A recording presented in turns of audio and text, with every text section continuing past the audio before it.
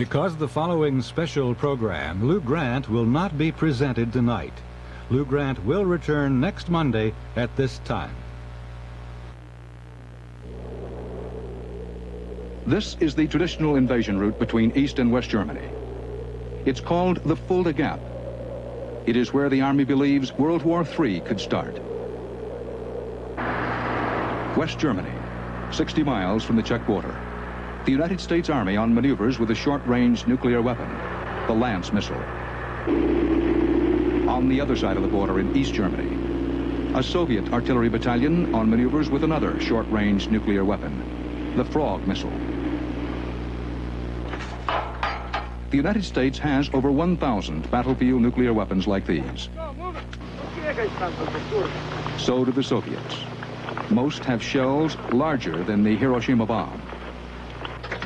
They're targeted on troops, on tanks, and staging areas well behind the front lines. Their range is anywhere from 9 to 400 miles. Few Americans or Europeans know much about these weapons, but they could be the most dangerous in the world. They would be the first used to cross over from a conventional to a nuclear war. And that would turn Europe into a nuclear battlefield.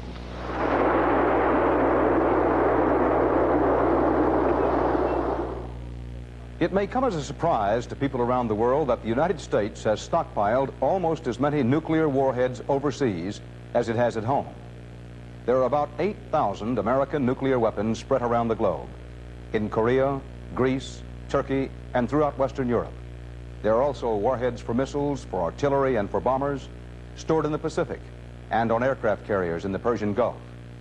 The Soviet Union has thousands of such tactical weapons, many of which can be fired from East Germany and other Warsaw Pact countries. The British and the French also have tactical nuclear weapons of their own. Many smaller nations in search of power and prestige are trying to develop nuclear weapons. But these emerging nuclear nations are discovering what the superpowers already know, that it's one thing to own the weapons and quite another to know how to use them. Tonight, in the second of our 5-part series, The Defense of the United States, we'll examine the efforts of the superpowers to develop tactics for fighting nuclear war and what it could mean for Europe or for the Middle East to become a nuclear battlefield.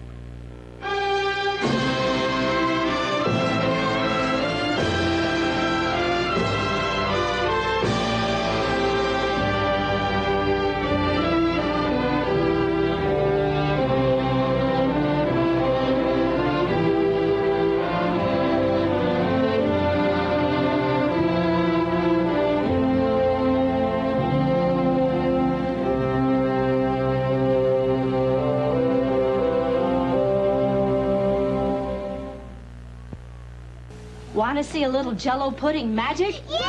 I'll make a plain cake, a super-duper cake. So close your eyes and say, "Stripe it rich." Stripe it rich! Ta-da! Wow, how did you do that? It's easy. I poked holes in the cake, then mixed 2 boxes of Jell-O pudding with milk and powdered sugar. See? It frosts and stripes like magic.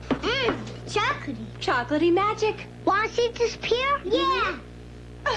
Make your own Jell-O pudding magic and stripe it rich. This bud's for the guys who take all the heat for us.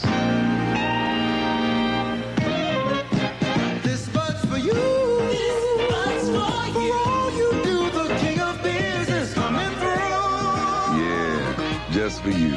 That distinctively clean, crisp taste that says Budweiser. Ooh, yeah. For all you do. Hey, this bud's for you.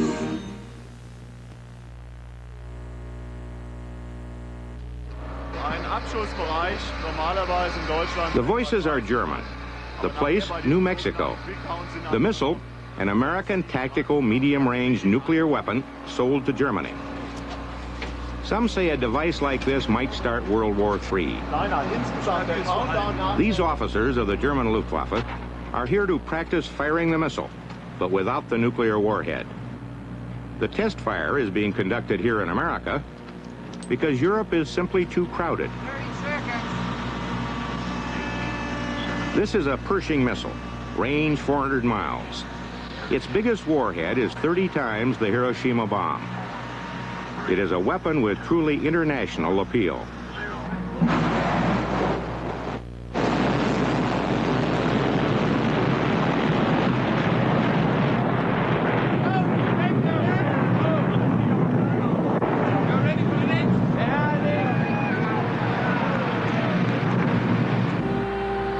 On the other side of the world, Israeli troops assemble another tactical weapon. This is a Lance missile, sold by the United States as a conventional weapon. But the Lance was built to handle a nuclear shell, and Western intelligence has little doubt that Israel is capable of manufacturing one. The CIA, as long ago as 1974, in an internal memorandum, reported that Israel has produced nuclear weapons. In the country lanes of France, yet another battlefield missile, this time a Mobile Pluton, range 75 miles. Its nuclear shell is as powerful as one Hiroshima bomb. These are the most convenient nuclear weapons for nations with enemies on their borders. The all-purpose multinational missile for a nation that wants to go nuclear. In 1946, General Eisenhower wrote that if we were ruthlessly realistic, we would not permit any foreign power with which we were not firmly allied to make or possess atomic weapons. But the genie is out of the bottle. France has shown the way. The French Ministry of Defense presents their nuclear force set to music.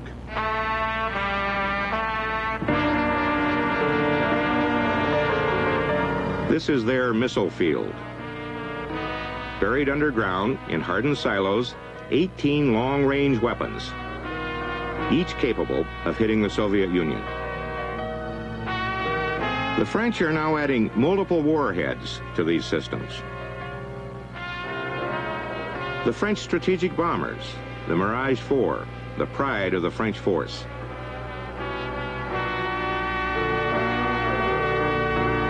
These planes can deliver nuclear bombs at supersonic speeds. The French have about 300 nuclear bombers. There are 5 French nuclear subs, each with 16 warheads. Their home port is Brest, but they prowl the North Atlantic and Mediterranean seas. And like their U.S. counterparts, are a most powerful weapons system. The French independent nuclear force has become the symbol of nuclear proliferation around the world. Nations trying to build their own nuclear weapons use the same justification as the French. What is important for a medium-sized country such as France is to be capable, in case of very, very great emergency, to inflict upon an enemy damage which is at least as important as the value of the takeover of France by such an enemy. And we have reached such a point now. So we are satisfied that we have enough weapons to discourage an aggression against us. The French arguments for independent nuclear deterrence are catching on to a list that already included the United States, the Soviet Union, Great Britain, France, and China, has been added India, and probably Israel and South Africa.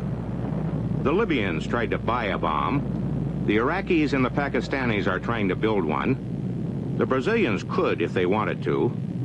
And Argentina wants to become the nuclear technology salesman of the third world. In spite of this, at least one famous French scientist sees a bright side. If you had to make a subjective judgment on how things stand in 1981, what would you say? Probably I would say a lot of things. First, I would say that you must realize that if you had asked me the same question 35 years ago in 1946, I would have told you the cat is out of the bag. Everybody knows that one can make an explosion with plutonium or U-235. That the knowledge, you cannot keep it secret.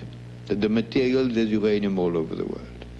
And that, as time goes, the knowledge will be spread out more and more. And there'll be more and more countries who'll have the bomb. Dr. Bertrand Goldschmidt, a nuclear physicist who worked on the United States bomb, was one of the fathers of the French bomb. Since '64, there's only one single country which has new country which has exploded the bomb, is India. So this is very satisfactory. If you want, the things haven't gone as one could have predicted. In spite of Goldsmith's reassurance, it is the French who have been giving the superpowers fits when it comes to nuclear activity. And this is the chief suspect. A French nuclear research reactor called Osiris outside Paris. It's a research reactor popular with third world scientists who want to learn how to handle nuclear materials and how to operate a nuclear power reactor. The highly enriched uranium needed to run this reactor can be used to make a bomb. It's widely believed that a French reactor was Israel's passport to the nuclear club. And it was a French-built reactor in Baghdad that the Iraqis were reportedly using to build a bomb. Last March, General Shlomo Gazit, retired chief of Israel's military intelligence, talked to CBS News correspondent Bob Simon about nuclear activities in the region. At least one country is today working very hard on it in the Arab Middle East, and that is Iraq, with another which isn't exactly the Middle East, Pakistan, even in a much more, let's say, developed position already. But if I go back to the Arab Middle East, and if I take Iraq, for Iraq to do it, they need a very, very big support from some big power, and I mean big technical, scientific powers, whether it is in the West or in the East. I don't see the Eastern Bloc helping them on that, and by the way, the Eastern Bloc hasn't been helping anybody on nuclear power. General, you just brought up a fascinating point.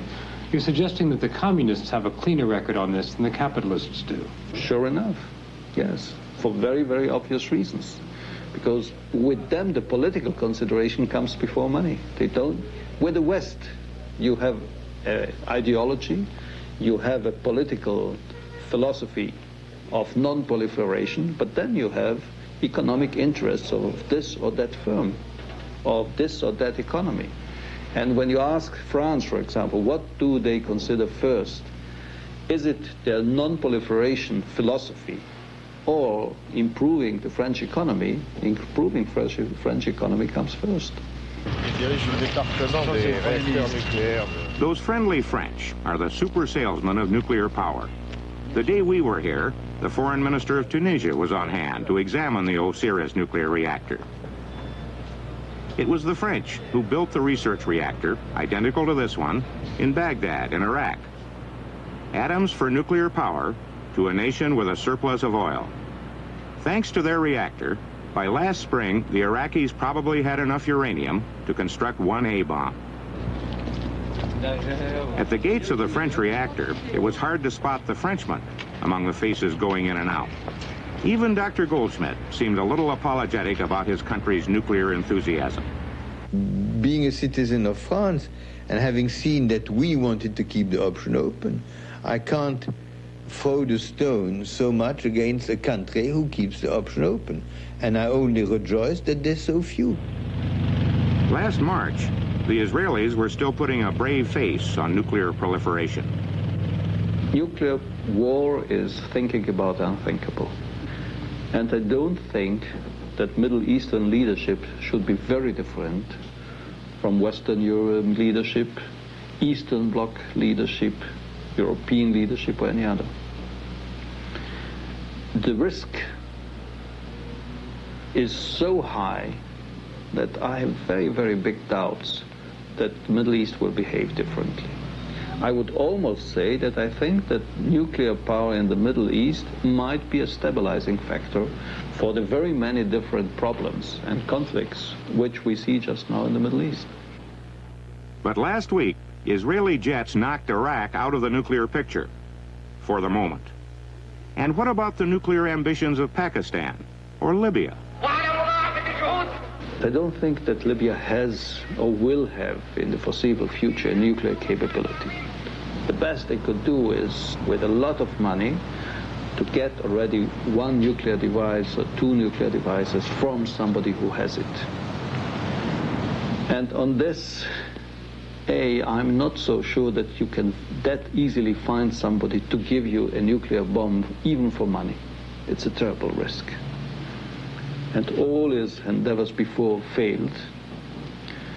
And B, you don't become a nuclear power with one or two nuclear devices. You need much more, a much bigger capability. You need delivery systems. But Israel cannot hold on to its nuclear monopoly for long. Sooner or later, Iraq or Libya or Pakistan will join the club. And then what? These weapons were built as deterrents, to avoid a war. No one has figured out yet how to use them. But, as we shall see, the United States and the Soviet Union, after 35 years of trying, are beginning to develop tactics for using these weapons to fight with.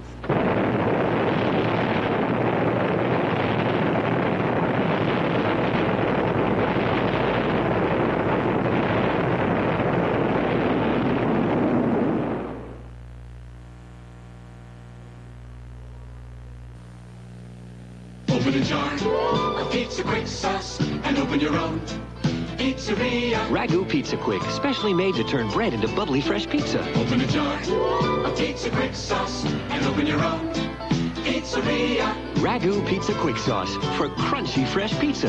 Open a jar of pizza quick sauce. Pepperoni, mushroom, traditional sausage. And open your own pizzeria. Working hands of America, let the healing begin. Working hands, roughen up your skin. Vaseline Intensive Care lets the healing begin. Vaseline Intensive Care Lotion helps heal roughness, dryness. Helps heal tightness, flaking. Lets the healing begin in seconds. Yeah, Vaseline Intensive Care lets the healing begin. Only one car in the world gives you front-wheel drive, onboard computer diagnostics, and a standard engine that automatically goes from 8 to 6 to 4 cylinders. It isn't a Mercedes. It isn't a BMW. It isn't a Jaguar or any other import. It's a great American road car more people choose to own than any luxury import model. It's El Dorado by Cadillac. We asked Roger Staubach to find out how people spell relief. How do you spell relief? For acid indigestion, R-O-L-A-I-D-S. For heartburn, R-O-L-A-I-D-S. Rolaids really does spell relief. Like a sponge, Rolaids antacid medicine consumes 100% of the acid required to give millions 100% relief. How do you spell relief? For acid indigestion, R-O-L-A-I-D-S. For millions of Americans, Rolaids spells 100% relief.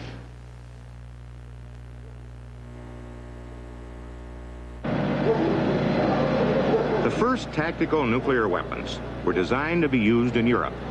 Our allies, exhausted by 2 world wars, counted on the United States to keep the Soviets out of Western Europe.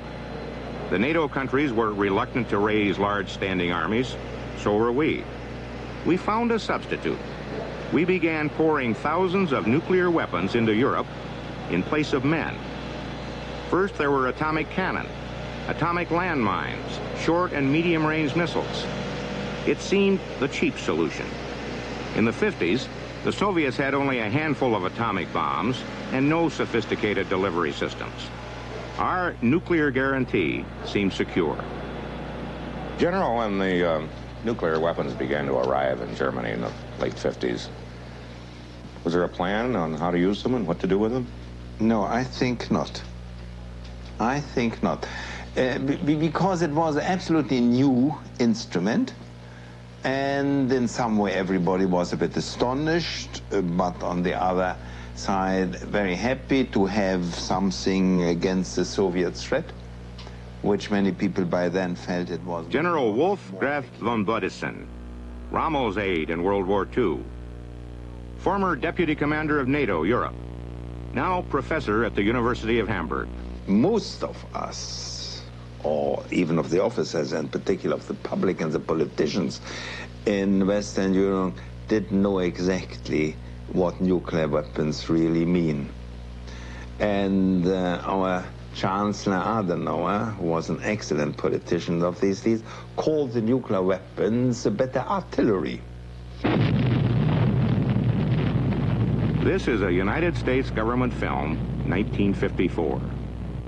The atomic cannon has never been fired in Europe. What you will see here is a simulated atomic explosion. This is the U.S. Army's largest field artillery weapon. It weighs 85 tons, but it can go anywhere artillery goes.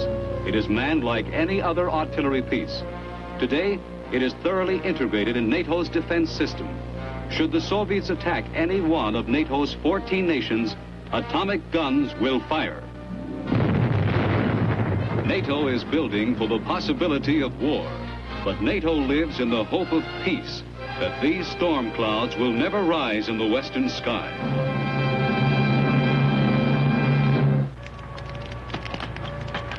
The U.S. Army on maneuvers in West Germany last winter looked as though nothing had changed in the 35 years since World War II, but something had changed.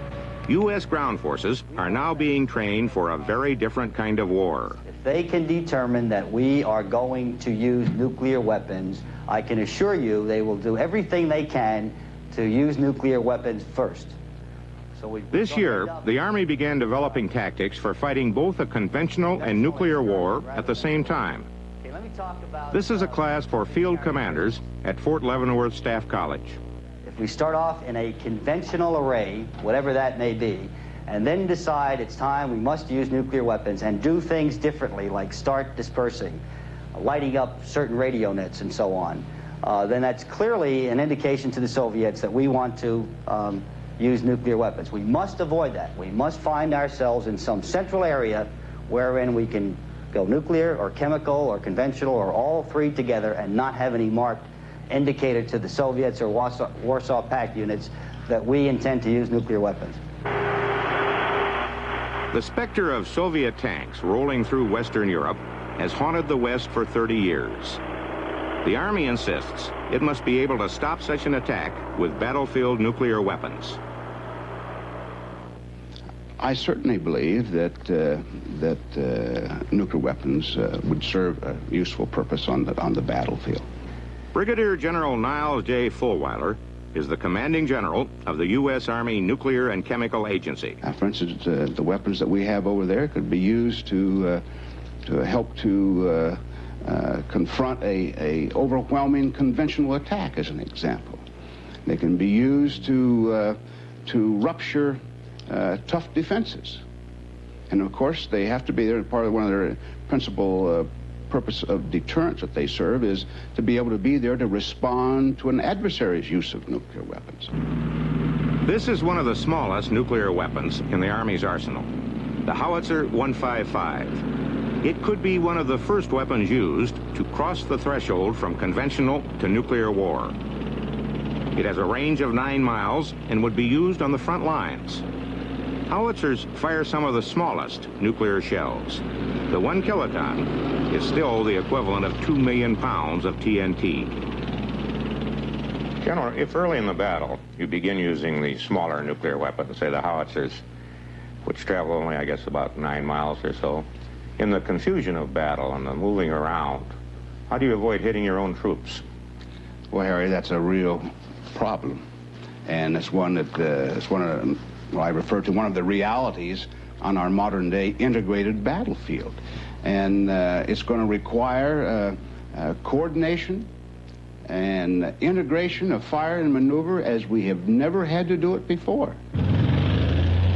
Because our conventional troops could be caught in a nuclear crossfire, they are now routinely taught to survive on what the Army calls the integrated battlefield. I want you to put yourself in the middle of a battlefield that is truly integrated, and by that, I mean a battlefield where nuclear, chemical, or conventional weapons could be and may be employed in any combination. Now, that's the integrated battlefield. During an armored division exercise in Germany last winter, these troops were introduced to their first experience in nuclear war fighting. The experiment was not a great success.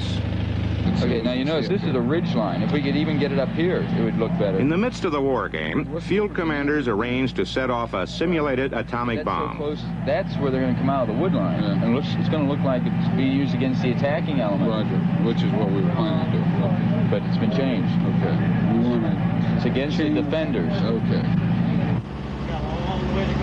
A nuclear, biological, and chemical officer, Captain Jim Hanzalka, had been sent to Europe to supervise the simulation. His scenario was based on the use of a relatively small nuclear weapon, a 2 to 5 kiloton shell. Because radiation is a main killer with battlefield weapons, troops are taught to protect themselves in a nuclear attack, to calculate the range of radioactive fallout. You perceive the brilliant flash of light, and you start counting. 1 1,000, 2 1,000, 3 1,000, and you estimate the time that it takes for the bang to reach your location. That is flash to bang time. Question? I know the chances are that one would be staring at the fireball when it was generated, and even if you were unlucky enough to do that, most persons would be trying to find cover. So how realistic is to think that someone, when they see the fireball, they're going to begin counting? Well, real world problem, granted. But how do we compensate and hope that somebody does it? We train people to do it. Each training exercise that we deal with nuclear devices, we have an ideal device in the field that can be used for this type of training. We have that nuclear burst simulator. Puts out a brilliant flash. We train our people to count.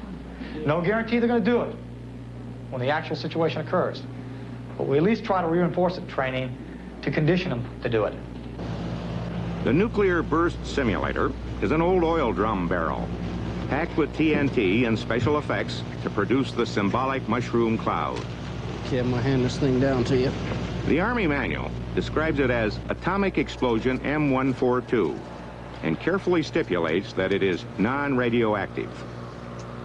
These simulators have been around for years but have not been used very often.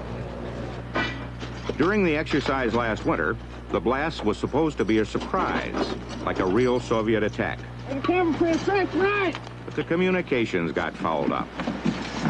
This tank, for reasons no one ever figured out, picked up a warning of the nuclear blast in advance. The crew took evasive action. They took down their antenna, dismantled their small guns, removed all loose gear, and prepared to turn their gun tube around away from the fallout. They were already in their mops, Army slang for gas masks. I don't understand why they did what Captain they did. Hanzalka was annoyed at the mix-up. I don't care about the mop. The mop's correct, but they shouldn't be in that nuke defensive posture. The device is set to go. They're just waiting on us to get everything squared away. We will send the appropriate message to them 5 minutes prior to detonation. I will inform you over this actual time. In case you missed it, that was the atomic explosion. There's a blast behind us. Captain Hanzalka went to check on the reaction of the tank crews. What did that look like out there? Anything in particular? The brilliant flash? Well, actually, I wouldn't bet that it was over. Okay. Dear casualties, shut your tank off. You're dead. Shut your tank off. You're out for 30 mics.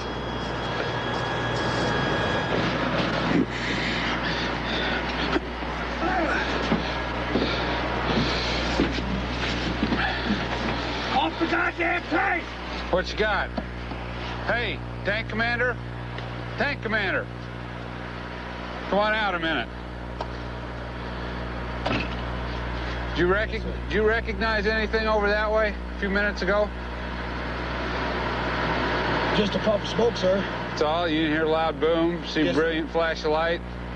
That flashlight, sir. What would that indicate to you if you saw that? Brilliant. Artillery? What kind of artillery? Anything in particular? Brilliant flash of light, loud boom. What's the signs of a nuclear weapon? Think you'd see a brilliant flash of light? I'm not familiar with that subject, sir. No, you're not, huh? Well, that was a nuclear weapon. Your tank is dead for 30 mics. Sir, we've always been informed to keep people off the vehicle, okay? Right. I understand that. I understand. 30. Yes, sir. Let your platoon leader know. Okay? I appreciate it if you can get off the tank. Roger. Didn't take long to die in a nuclear attack, did it? When did they kill him? When that blast went off? That blast? Yeah. Oh, know nothing about it. Sir, what percentage of casualties would you expect in a nuclear battlefield? All I would say is that we can expect significant casualties. For instance, one of the realities of this integrated battlefield I have spoken of is the fact that, entire units might very well disappear in the flash of an eye. And so casualties are going to be significant. You're going to need a lot of replacement troops and replacement units for that matter. Certainly, and one of the areas that we are looking at now is our replacement system, how best to provide those replacements in such a battle. CBS Reports will continue. Whirlpool is about to show you something in appliance quality you may never have seen before. A refrigerator that monitors itself to help protect your food. A microwave oven that uses a built-in computer to simplify your cooking. A dishwasher you can program to start hours later. And a laundry pair with electronic controls for today's fabrics. Whirlpool has created its first family of appliances with solid state to give you the quality of tomorrow's technology today. What do doctors recommend to avoid constipation? These days, doctors stress the importance of fiber in the diet. Food fiber that helps the system regulate itself naturally. Metamucil is made from natural fiber, no chemical stimulants. So for occasional constipation, doctors recommend Metamucil more often than any other laxative. The way to overcome constipation is the natural way. But if not nature, Metamucil. Hello, I'm Walter Cronkite. For the past few months, I've been out looking at this world of ours, a world in which robots are making more robots while living species face extinction, and where man is reaching far into the past to discover the future. It's quite an adventure, and it's my new assignment, This is CBS. Eat a lot for a little. Homer bet me you could get a meal like this for $1.19. Homer didn't know about the Crystal Meal Special. For a limited time, 2 Crystals, a small order of fries, and a soft drink are only $1.19. Satisfy your Crystal craving and save. Eat a lot for a little. You ought to get down to Crystal and save on the special meal deal. At $1.19, Crystal's getting down. Eat a lot for a little. Wow, Crystal savings, wow. Cleanup in the Midwest following violent weather over the weekend. Details at 10. You can't go very far in Europe without running into a reminder of wars past. This is a continent of old veterans, like these men, who gather regularly outside a Luftwaffe base in Geilenkirchen, Germany, to catch the sun and gossip and watch the convoys come back to base. It has always been U.S. policy to neither confirm nor deny the existence of nuclear weapons in Europe. Still, it probably would not surprise most Europeans to be told that these trucks carry nuclear missiles. And it might not surprise them to know that our soldiers are learning all about the effects of radiation.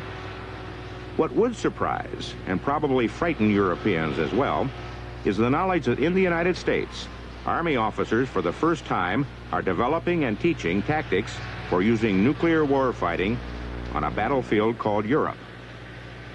At about 0300 in the morning, these fellers happened. This is a 20 KT, probably aiming a little farther over to battle position 4. And this is a 10 KT trying to hit these fellers, and because of their problems, hit Hottenbach in that area. U.S. Army field commanders studying the problems of nuclear combat around a battle board. They're developing tactics for a limited nuclear war. A war they believe could move from conventional to nuclear and back again. Because I saw these two nuclear blasts having a little more effect on the terrain, what I saw was no ability for those forward forces to conduct any movement to the rear. There are two differing schools. One school feels they could support, strengthen, and even substitute the conventional forces. But this means, of course, nothing but a nuclear battlefield in Central Europe. We will destroy in hours or days what we have to defend. A Pershing platoon returns to base after being out on alert in Western Germany. It is a combined force of Germans and Americans. The Americans control the warheads, the Germans control the missile. By treaty, Germany has no nuclear weapons of its own. Of the 180 Pershings in Europe, the Germans have 72. But permission to fire the missile can only come from the President of the United States. The firing codes for all U.S. warheads in Europe are held by Americans. American units like this one guard nuclear warheads in Greece, Turkey, Italy, Belgium, Holland, and Great Britain, as well as Germany. The Soviets keep tight control over their nuclear warheads in much the same way we do. Launchers may be in the hands of Warsaw Pact allies, but the Russians keep the warheads. A branch of the KGB, their security police, control them until they are released for use. And according to the Pentagon, civilian leaders, not the military, would make the decision to fire these nuclear weapons. Colonel Tate said a while ago that we've got to assume that if he fires a nuke, if he pops one, that we're going to respond in kind. I don't believe the Soviets are going to run around indiscriminately throwing nuclear weapons around. You see, they have the same problem we do. If they elect to go ahead and use nuclear weapons, they have to make the decision as to whether that's going to escalate and threaten their homeland. And I'm convinced that they're concerned about that. So they won't do this indiscriminately. We just say they will to make sure that we are prepared in case they do. But they have to make the same tough decision we do. If this platoon was ordered to fire its Pershing missile, they would have just 7 minutes to prepare the weapon for launch. These medium-range missiles are targeted on bases deep in Eastern Europe. At the same time, they too are targets for the Soviets. Because we're nuclear, we would more or less be a target they'd be looking for. We're a long way out, but we're still thought about in a lot of respects by the other side. They know where we are because it's a deterrent. Gas.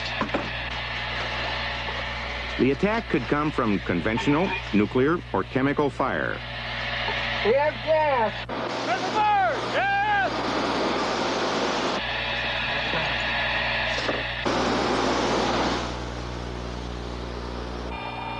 Even though this platoon could be anywhere up to 400 miles behind the front lines, they expect to be attacked by air or by enemy missiles. If you're having a nuclear attack, you can't wear your gas mask because the heat involved would melt your gas mask, okay? It would melt it to your face. You would be in that point where you couldn't put your mask on and you die, or you would put your mask on and you would die. If you're operating in a cool climate, that's not bad, but you can try to visualize trying to operate in, say, someplace in the Mideast with all that garb on. You can imagine the heat stress is going to be associated with it. Our current protective ensemble does not provide for bodily function. So there's any way around it, any way you look at it, that we're going to suffer degradation. That's why it's absolutely imperative that if we are forced to operate in such an ensemble, we have to be sure that we can force our adversary to operate in a similar environment. Now, his protective ensemble are not any better than ours. He will be degraded just like we will if we can force him into it. Trying to fight a limited nuclear war presents all kinds of problems. This is a major U.S. command post at a secret location in Germany during an exercise of the integrated nuclear battlefield, at the office level. No one's very sure what radiation or chemicals would do to a Xerox machine, or a telephone, or who would be around to answer. Running the next war won't be easy. Hey, pull on the cable! Come on! This thing is getting heavy. All the U.S. missiles overseas are mobile. They boast of being able to shoot and scoot. This thing's breaking my back. That's what they're doing, you know. I'm holding nothing but 200 pounds on my back. The Russians track these missiles with sensors and satellites and local spies. The unit must move before the Soviets can get them in range. 17 men had 3 hours to pack up.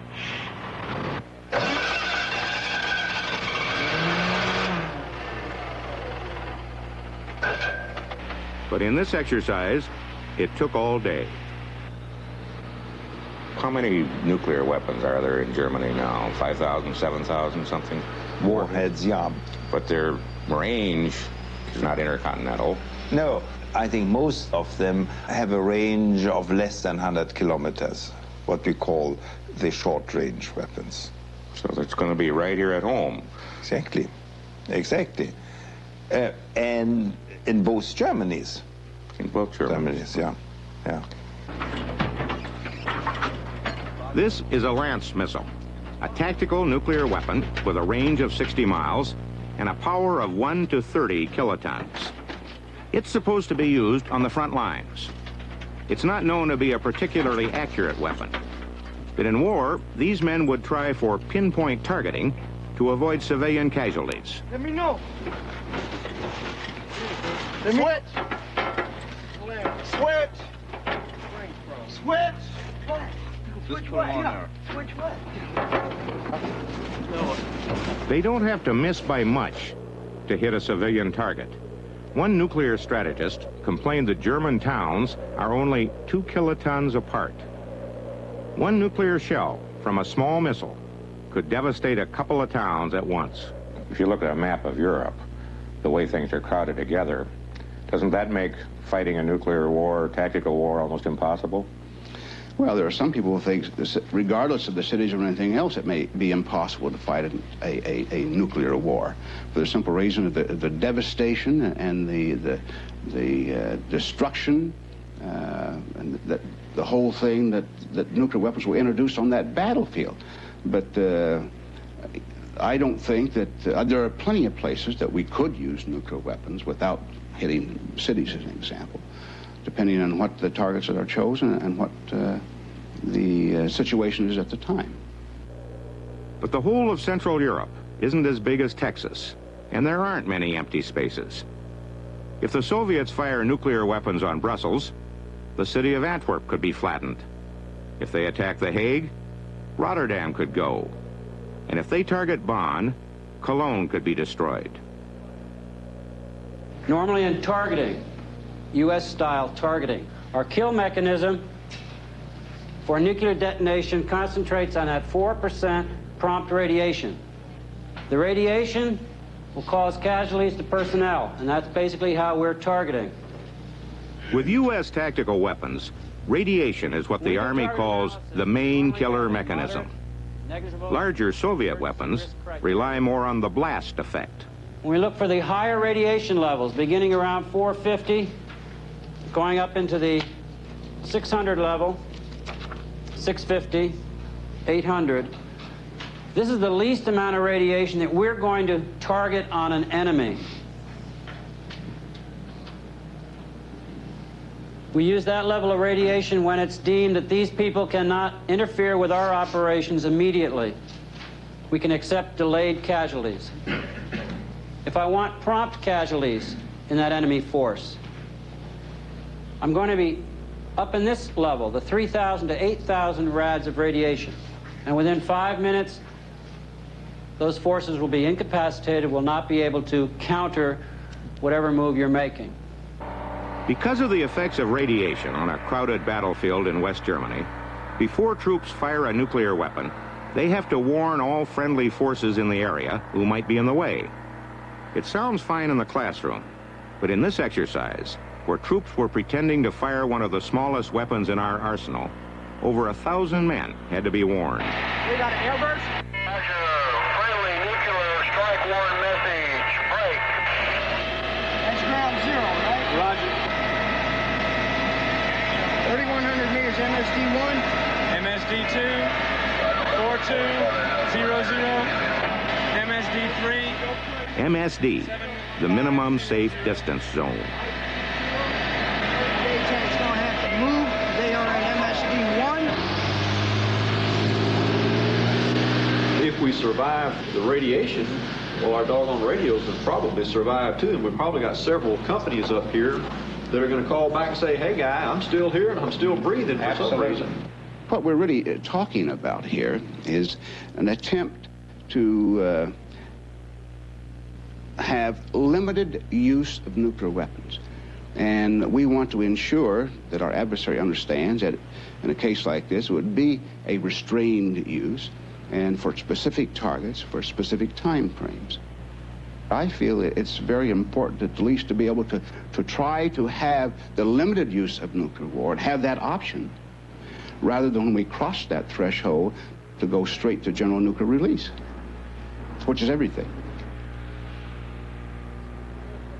A German study concluded that if the United States and the Soviet Union fired just 20% of their tactical nuclear weapons in Central Europe, Germany would be annihilated.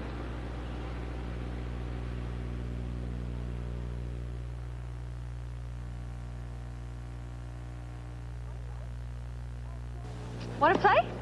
Oh, Joan, I'd love to, but not right now. There's no good time for a headache. But the worst time is when headache pain keeps you out of the fun. So this, too, is the season for Bayer Aspirin, 100% pure pain reliever. Bayer has relieved millions of headaches without stomach upset. Bayer Aspirin, 100% pure pain reliever, and nothing more, because nothing else is needed. Would you like to play? Yes. If your headache is too big for Bayer, see your doctor.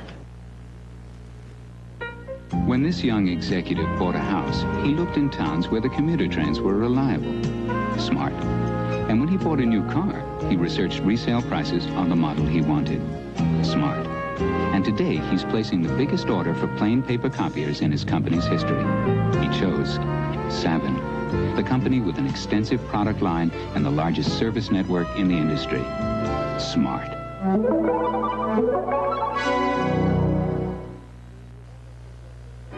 Will you ever forget your first time on stage? Mom said my entrance was dazzling, but when my knee stopped knocking, I enjoyed it.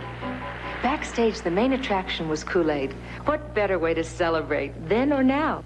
Compare it to soda. Including my sugar, Kool-Aid unsweetened's about 1/3 the price, has vitamin C, plus a fruity taste that's a real showstopper. You loved it as a kid, you trust it as a mother. Kool-Aid brand unsweetened soft drink mix. Working seems to go much better. You seem to go much better when you share your day together. Maxwell House and you get that good to the last drop feeling. With Maxwell House, only Maxwell House gives you good to the last drop feeling. Maxwell House.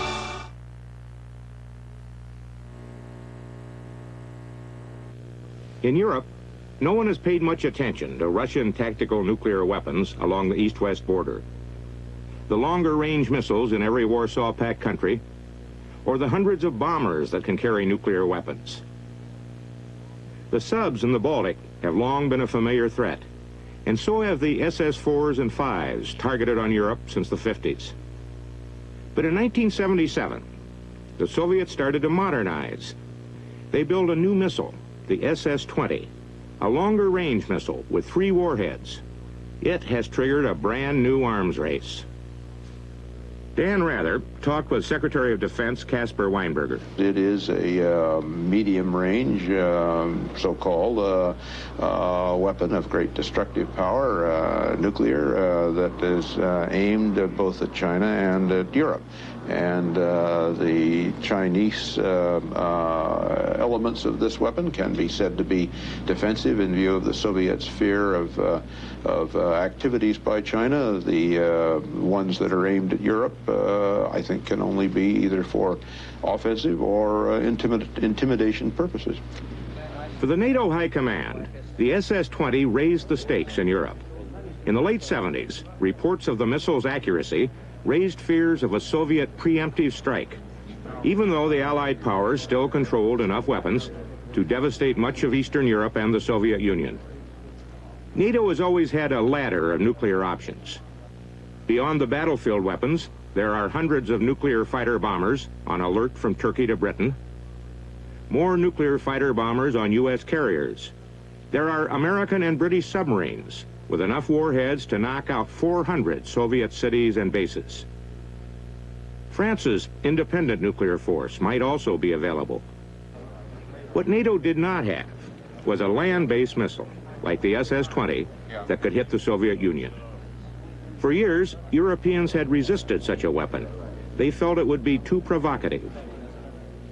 But in December 1979, the NATO ministers reluctantly announced their response to the SS-20.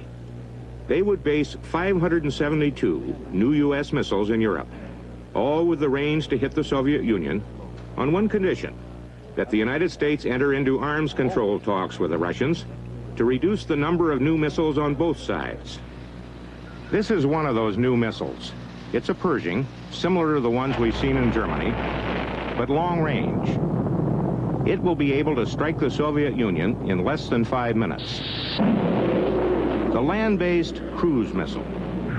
It can fly under enemy radar and will be harder to track than a plane. Ever since NATO agreed to accept these weapons, opposition has been growing and taking a decidedly anti-American turn. In West Germany, the ruling Social Democratic Party is divided on the issue. The Dutch, who were supposed to base some of the missiles in Holland, deferred their decision for 2 more years. The Belgians have postponed their decision. The problem is that these new missiles will be able to hit the Soviet Union directly, and this might involve a war in Europe without, for instance, the United States really being involved as a theater of war. But it's us here. We have the biggest concentration of nuclear weapons here in Germany. And we don't want this. We don't want to be the target in a nuclear war between the United States and the USSR. Is it fair to say that you came into office and immediately faced our European allies saying to you, if you don't start some kind of arms negotiations with the Soviet Union and start them quickly, the whole cruise missile concept is going down the drain? Yes, there were a number of governmental representations to that effect. And what did you tell them? Told them that I thought it was essential that we deploy the cruise missile and that we carry out quite exactly the terms of the December 79 agreement, and that we, for our part, were fully ready to enter into arms limitation talks when they could be effective. In April, West Germany's Chancellor Schmidt made it very clear to Secretary Weinberger that the pressures were mounting. Schmidt had led the fight for the missiles, but now was in political trouble over the issue. In May, the Reagan administration, which had been reluctant to resume arms control talks, sent Secretary Alexander Haig to Europe with word that talks would begin by the end of the year. But in Europe, as in Washington, few officials believed the talks would reach any agreement. They simply hoped the announcement would quiet the opposition. In the midst of the controversy over the long-range weapons, the West seemed to forget all about the nuclear artillery on both sides of the border.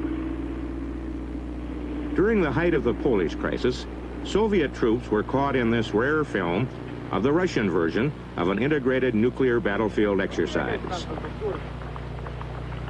A reminder of the French Pluton, of the Israelis' Lance, of the superpowers who introduced these weapons and are now trying to show the world how to fight with them. Caught in the political debate, nuclear war becomes an abstract. And this battle board, this teaching device, looks innocent enough until you realize that the U.S. Army's model is a replica of a real town. And in the course of the Army's war game, that town called Hattenbach was destroyed. We went to find that town. Hattenbach is about 20 miles from the East German border. It survived 2 world wars, but it would not survive the next. On the east, the Soviets, with their tactical nuclear weapons, have Hattenbach caught in their sights. On the west, there is U.S. nuclear artillery. And on the Army's map, Hattenbach is at ground zero. Okay, on this particular target, right at ground zero, I can expect from a 10 KT weapon temperatures in excess of 7,000 degrees Fahrenheit. That's right at ground zero. As I come out from there, say out to about 250 meters from there, in a radius, you will find nothing. What was there has been basically blown away. If I had a village there, yes, I'd have some rubble, but basically leveled rubble. Does that give you a picture of what happened on the ground where you were?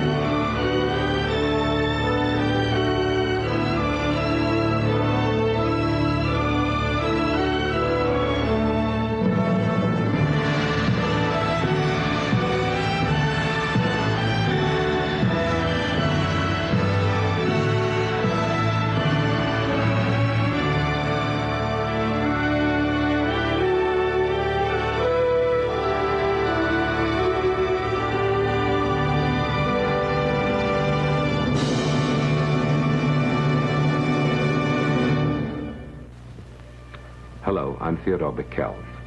There are many tragedies which we all must face in our lives, but there's one tragedy that we can prevent, the tragedy of Tay-Sachs disease. Tay-Sachs is a fatal genetic disorder that attacks young children, primarily those of Jewish ancestry. Babies born with Tay-Sachs usually die before the age of 5. As yet, there is no cure for Tay-Sachs, but a simple blood test will tell you if you are a Tay-Sachs carrier. Now, don't say it can't happen to me, or I would rather not know. It can happen, and it does happen.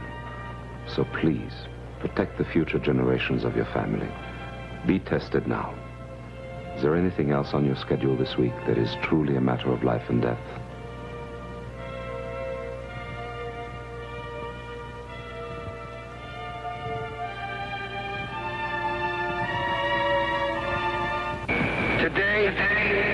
I consider myself the luckiest man on the face of the earth. Lou Gehrig didn't die of Lou Gehrig's disease. He died of amyotrophic lateral sclerosis. Before it killed him, it tortured him until he was helpless. So let's not remember Lou Gehrig by naming a disease after him. Let's remember him by helping the National ALS Foundation find a cure. Please help. Send your contribution to the National ALS Foundation, 185 Madison Avenue, New York. What's behind Dan Rather? The CBS News tradition. The best coverage of the big stories. The first report and the last word. When it counts, America counts on CBS News and the CBS Evening News with Dan Rather. This is CBS. A commercial airliner makes a safe emergency landing at the Metro Airport tonight. Details coming up next. 15 years now, my Hazel's been packing the Oscar Mayer chopped ham for lunch. 15 years, it's a part of me, you know? It's a part of my day. Not today, no. Today she put on Oscar Mayer's summer sausage instead.